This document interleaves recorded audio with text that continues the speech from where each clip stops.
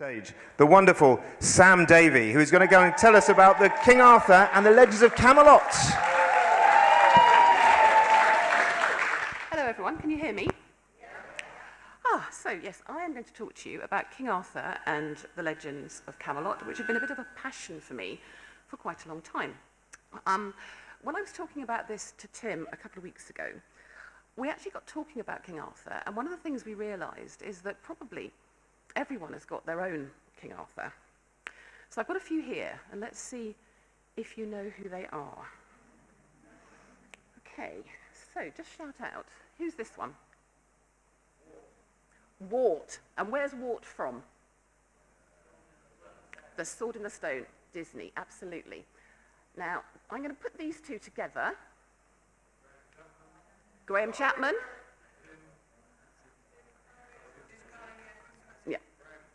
Graham Chapman from Monty Python and the Holy Grail, and Spamalot, Tim Curry from Spamalot, both of which are marvellous films.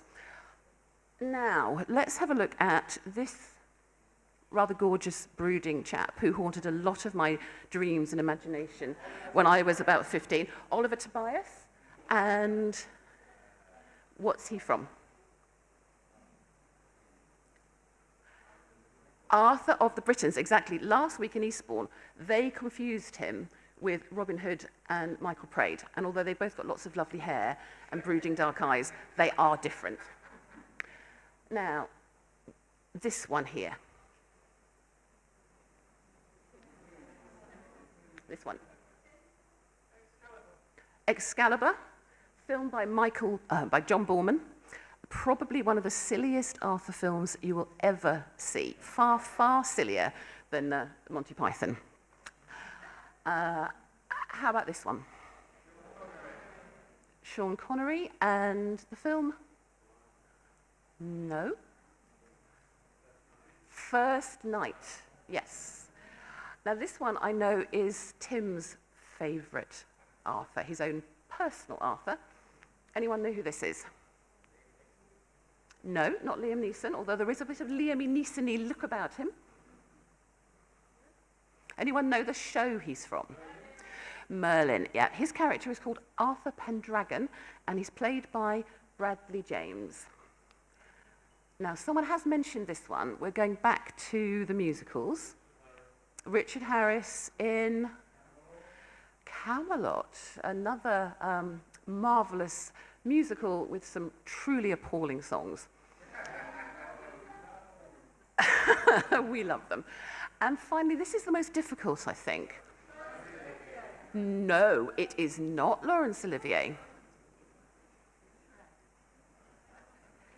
This, ladies and gentlemen, is Sir Cedric Hardwicke, and he is playing Arthur in the 1947 production of A Connecticut Yankee at King Arthur's Court, starring Bing Crosby. So I think we all know we've all got our own personal King Arthur. We've all got somebody who, for us, is the embodiment of King Arthur. But, you know, just how big was King Arthur? So I thought I'd take a look at a sort of league table of medieval heroes, and I decided to compare him with Robin Hood. So let's have a look at Robin Hood.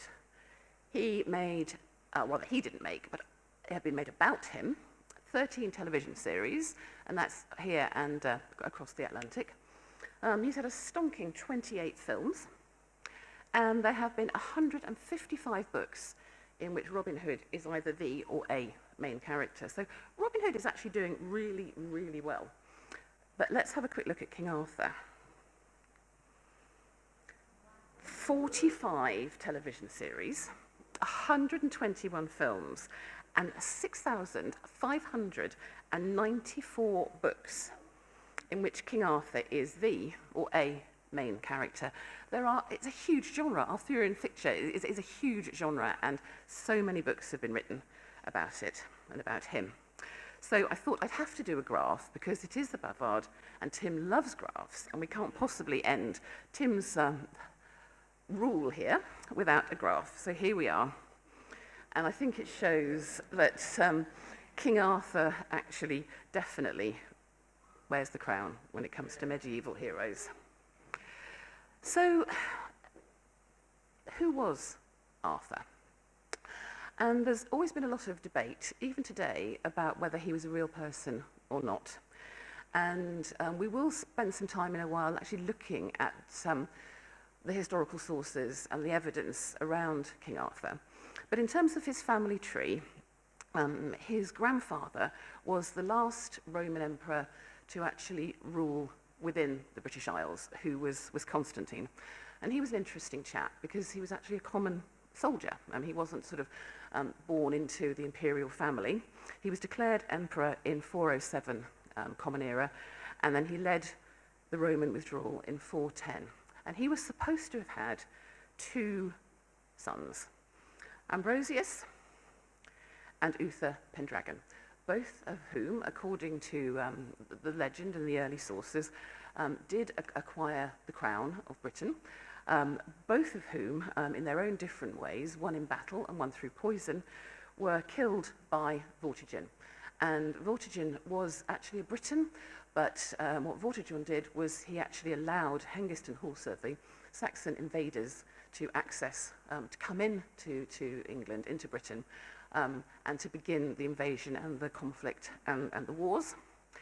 And Arthur was supposedly the son of Uther Pendragon.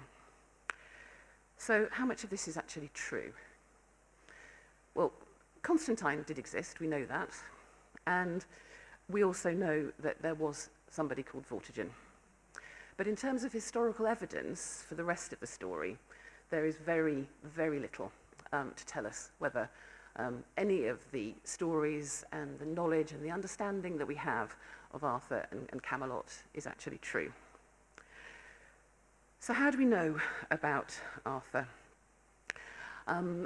So Arthur was supposed to be a king of Britain round about sort of 500 CE.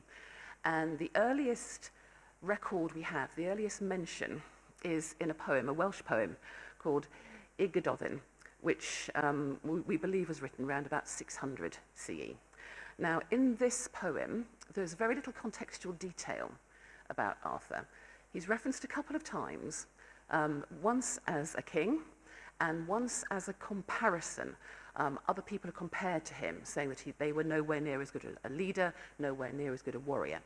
And so I think from this we can make an assumption that given there was no context, the person writing this believed that we knew who Arthur was, because there's no background information provided.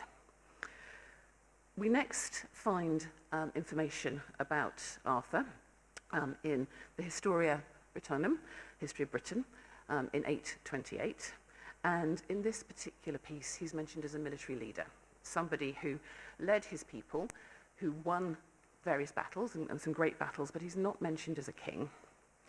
But in the Annals of Wales, the Annales Cymbrae, in 954, he is mentioned as a king, with 3 of his very, very important battles. And the Battle of Badon is a battle that did actually happen. And we do know that after the Battle of Badon, the Anglo-Saxon invasions sort of stopped, the incursion sort of stopped, and there was a sort of calming period for a generation.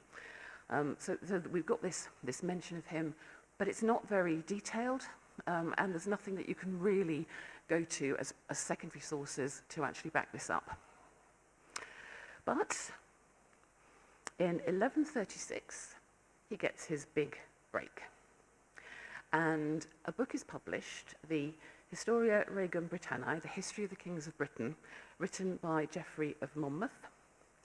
And this is a book which claims to set out the history of Britain for the last 2,000 years. And it begins with this story that the kingship of Britain was a direct result of the Trojan War. And that after the events of the Trojan War, described by Homer in the Iliad, Aeneas escaped from Troy and came to Britain to form his own court, and that this was the first of the British kings. It's also interesting because in this book, sort of a couple of generations after Aeneas, we get the very first mention of the story of King Lear. his three daughters, Regan, Goneril, and Cordelia, which of course went on to form Shakespeare's play. But again, there's no actual historical validation for their existence. Now, where did this come from? And this is a very interesting sort of literary conceit. Monmouth claimed he'd been given an ancient text. Somehow he'd found this remarkable old manuscript written in the common tongue, and he translated it into Latin. And apparently it was a work of genuine accuracy, illustrated with other pictures showing things that were genuinely accurate, such as this rather interesting illustration showing Vortigern and Ambrosius, before Vortigern actually killed Ambrosius, spending their Sunday afternoon watching some dragons fighting, as you do. So this sort of makes you think, how much truth was there in what Geoffrey of Monmouth was saying? And it's not just us now here from this perspective that think about that. Another historian, William of Newbury, who was sort of pretty much a contemporary of Geoffrey, said, "No one but a person ignorant of ancient history can doubt how impertinently and impudently he falsifies in every respect." So Monmouth is possibly not telling everything as it needs to be told. But I think what we have to remember here is who was Monmouth and who was supporting him.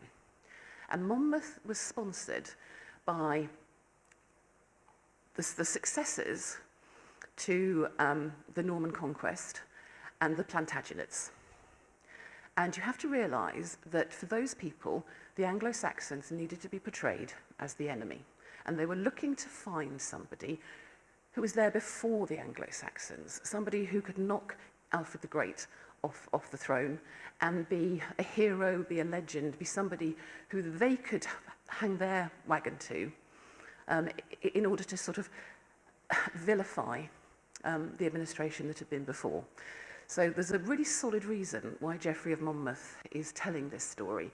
And there's a lot of political reasons. And that political association has been used with Arthur really throughout history. Remaining with Mr. Newberry, though, I'm not saying that he also was always telling the truth. Some of his works contain stories which are portrayed as fact about mysterious green children who lived only on beans and came from a land where the sun never shone and the light was like twilight. And these stories are still, you can still read about them and you can see monuments to these mysterious green children in the village of Woolpit in Suffolk. But perhaps his assessment was skewed. Another thing which I'm going to digress just because I find it so interesting. William of Newbury, like a number of his contemporaries sort of back in this period, the 12th century, was absolutely fascinated and believed in the concept of revenants, sort of creatures who have died and come back from the death, from the grave. And he tells this story of a woman whose husband has recently died. The husband revives from the dead and comes to visit her at night in her bedroom, and he not only terrified her on awaking, but nearly crushed her by the insupportable weight of his body. And this happens for 3 nights. The revenant then repeats these nocturnal visits with other nearby families and neighbours, and in the words of Mr. Newberry, thus becomes a like serious nuisance. And eventually, this guy starts walking about the town during the day, terrifying, infuriating, and possibly also squashing any number of individuals. And finally, the Bishop of Lincoln writes a letter, opens the coffin, places it on the guy's chest, and it doesn't happen anymore. And these are 2 really lovely woodcuts that sort of show this belief. You've got the revenant jumping up, really delighted. You've got this one piping a tune whilst the others dance. This one's innards are falling out. These performing a merry dance. But there was this really strong belief that this was actually true. So I think that the blur between truth and fiction was possibly just as strong back in the 12th century as it is for some people today. But let's go back to Arthur. And Geoffrey of Monmouth's work has given us some of the really key figures that we all know about when we think about the Arthurian legend. People like Arthur, Merlin and Guinevere, Lancelot. But it's also the first to tell the story of Arthur's conception, which is a rather tangled and murky story with 3 primary characters, Uther, Igraine of Cornwall, and Gorwa, her husband. And I'm going to now read you some of the words that Geoffrey wrote about this. He has Uther saying, "My passion for Igraine is such I can neither have ease of mind nor health of body till I obtain her. And if you cannot assist me with your advice how to accomplish my desire, the inward torments I endure will kill me." To which Merlin replies, "To accomplish your desire, you must make use of such arts as have not been heard of in your time. I know how, by the force of my medicines, to give you the exact likeness of Gorwa," Igraine's husband, "so that in all respects you shall seem to be no other than himself." The king complied with the proposal and acted with great caution in this affair, underwent the medical applications by Merlin, of whom he was transformed into the likeness of Gorwa. The king therefore stayed that night with Igraine and had the full enjoyment of her, for she was deceived with the false disguise which he had put on, so that believing all that he said, she refused him nothing which he desired. And you can see her there refusing him nothing of which he desired.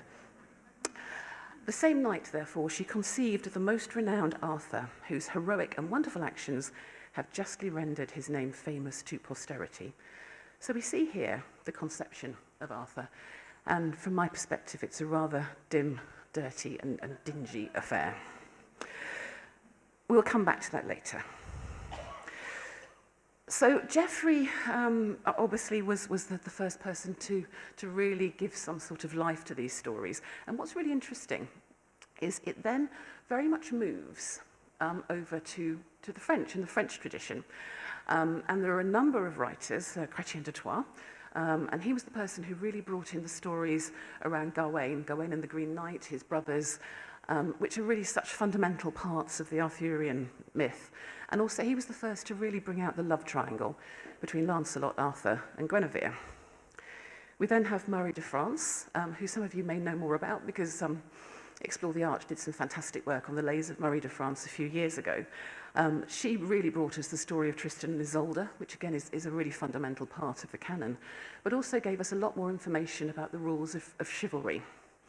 Robert Vassar, another French writer who came from the Channel Islands but then moved over to Brittany, and he was the first person to bring the idea of the Round Table into the story, and also Avalon, the mysterious lake isle. And he also brought the idea of the once and future king, that Arthur, when he was defeated, did not actually die, but went away and was preserved in time and would return when his country needed him, which is, again, one of the fundamental parts of the Arthurian legend that I think people have taken to their hearts.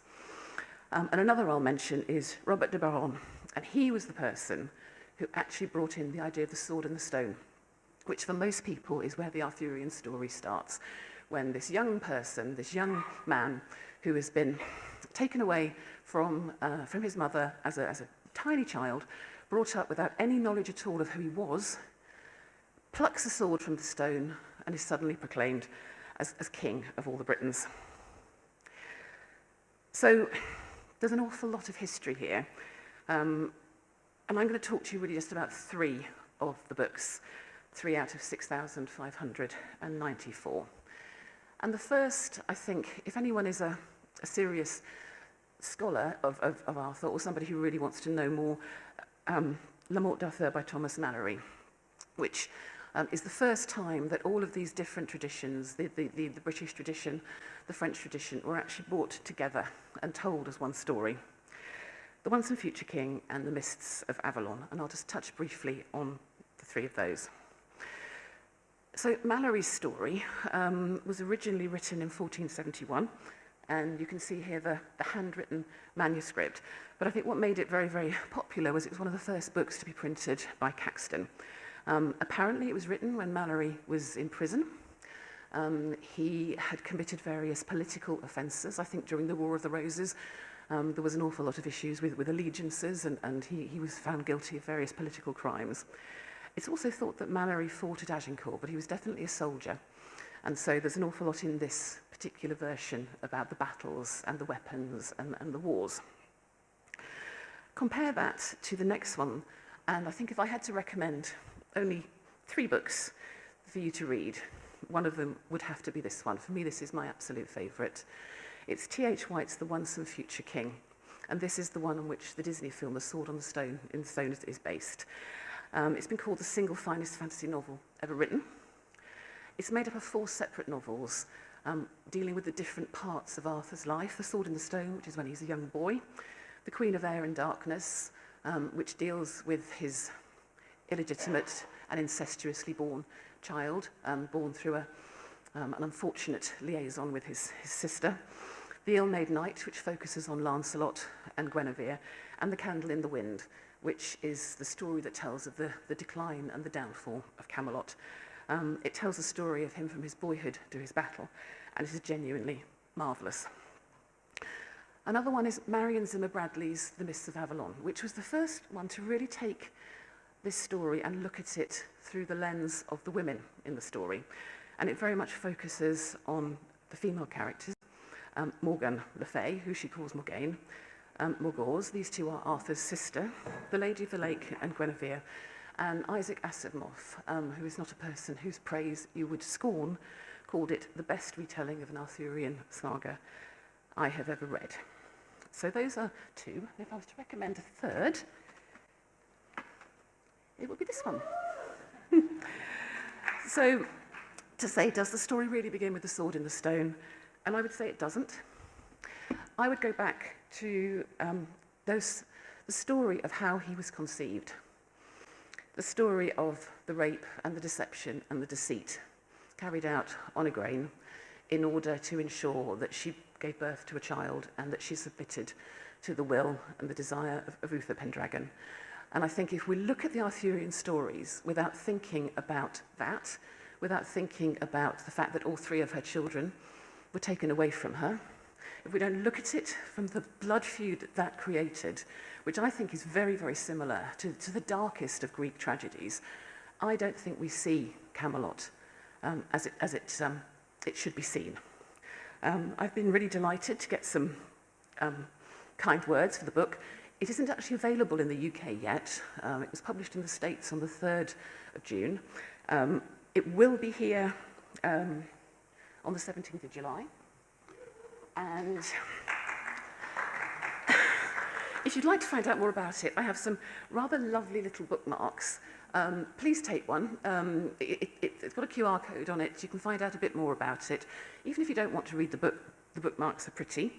And just to let you know that I will be in conversation with the truly remarkable Erica Smith here in Waterstones in Hastings on the 17th of July. Call out for Olivia at the back. I'm going to be going to the Festival of Folk and Folklore in Battle, and then a few other events that are coming through the autumn to talk about the book. But thank you very much for your time. Don't forget to take a bookmark. Thank you.